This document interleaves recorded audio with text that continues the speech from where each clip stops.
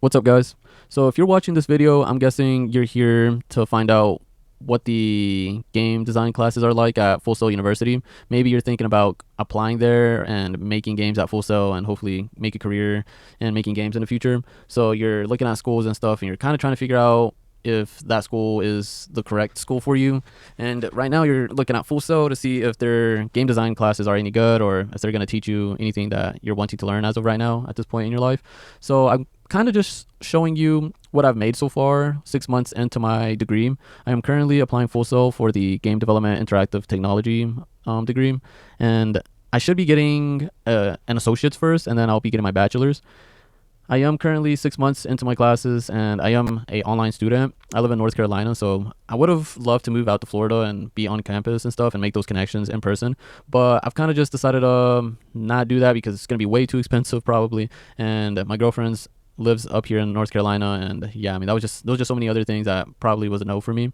So I'm just taking the online classes. So if you're also thinking about taking the online classes at Full Sail for making games, I think this will be a great video for you because you'll get a good idea of what you're going to learn and what you're going to be able to make in 6 months from now. And I'm only 6 months in, and I feel like I can already make some pretty cool stuff. So I think this will be very informative for like anyone that has no idea what the Full Sail game classes look like. I tried looking at YouTube videos when I was applying, but I couldn't really find anything. Most people would just like kind of like quit uploading after like 3 months, and I couldn't really see what people after 6 months or after a year were making in these classes. So I kind of just wanted to show what I'm making 6 months in, and I'll probably make an update later on in the future, like maybe after a year and then after 2 years, and kind of just give y'all an update on how much stuff I can make and show you that I can like make my own unique projects now or whatever. So yeah.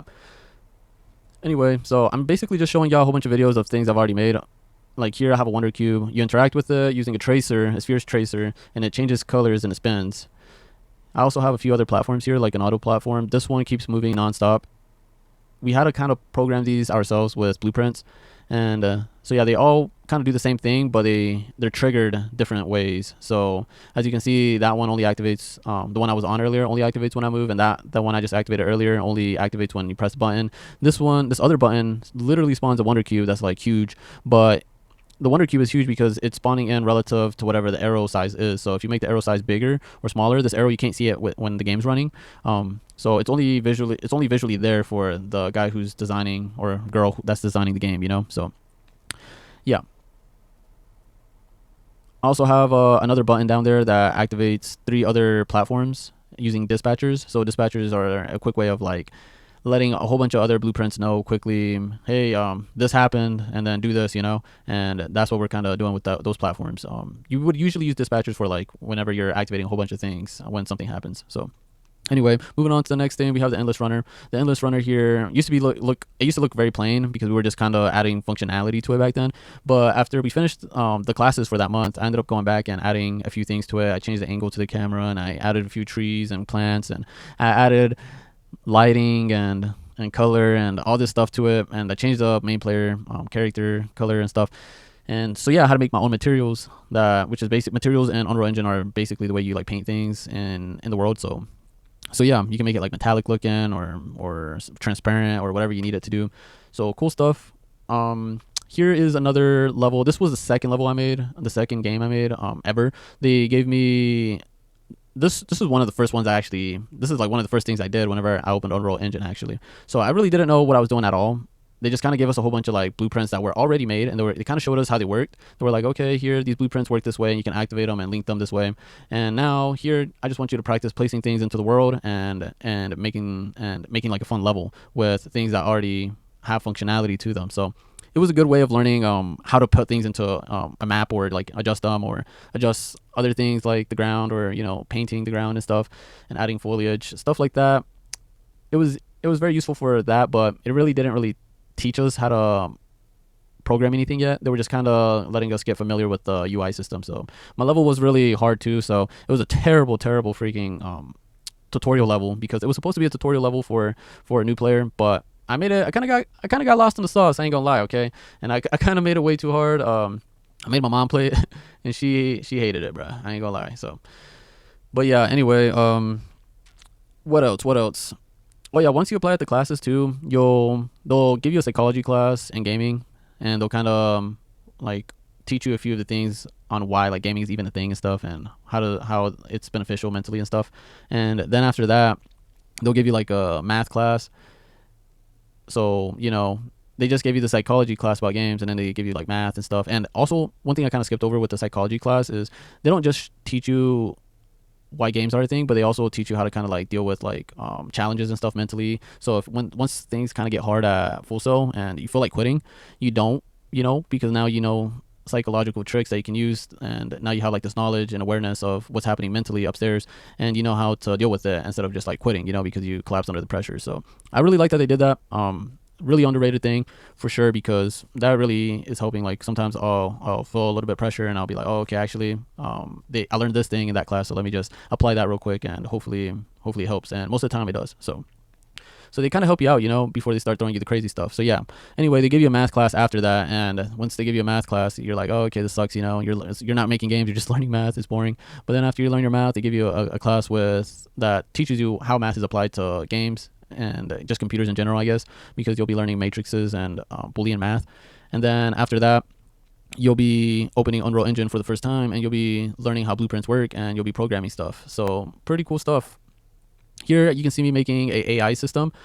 The AI clearly is very simple. It just wanders around the map, and as you can see clearly right here on the screen right now, you can actually in real time see what's going on with the AI. So as you can see, does it have a line of sight? If it does have a line of sight, what does it do next? So it's the behavior tree that I'm showing here on the side.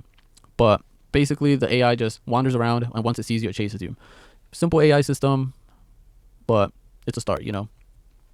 Here, I was learning UI systems here too, but more in depth, like adding buttons and stuff.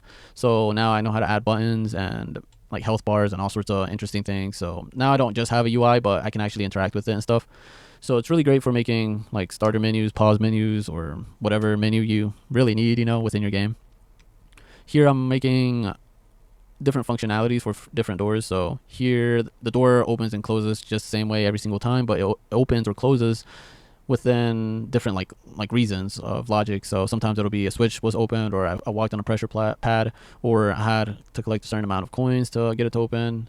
Whatever it is, I can program it to act a certain way. So pretty cool stuff.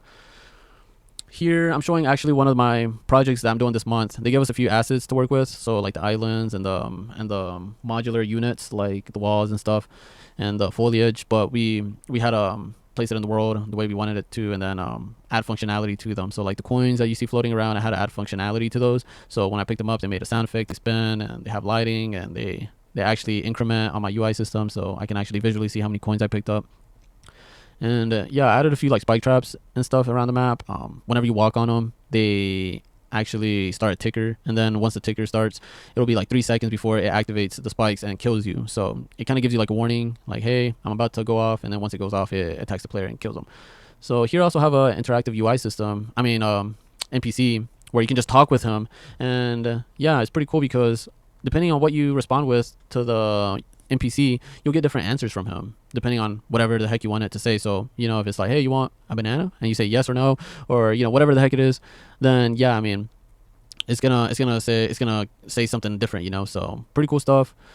Here you also see me walk on those round circular things that are spawn pads. So every time I die, I spawn on my last spawn pad I walked on. So we also had to program that in to make it work like that. Here we have fireball spells that I just picked up earlier, and now I have a UI system that shows me what spell I currently have, but then I can also use the spell to attack the enemies. So pretty cool. I have a way to attack enemies. And here I just applied the same UI system that you've seen earlier, but to these static meshes or player characters or whatnot. And then I made the player characters like black, and I made them like all deformed. It looks like they're made up of like ashes and stuff. I try to make them scary, and then as they attack the player, the spheres around them actually move towards the player and hits them. So you have like a visual representation of you also being attacked. And I added a few sound effects to them too. So when they attack you, they make like a demonic kind of noise to them. And the number on top of them shows their health. So I also added that so the player can see how much health the enemy has before they die.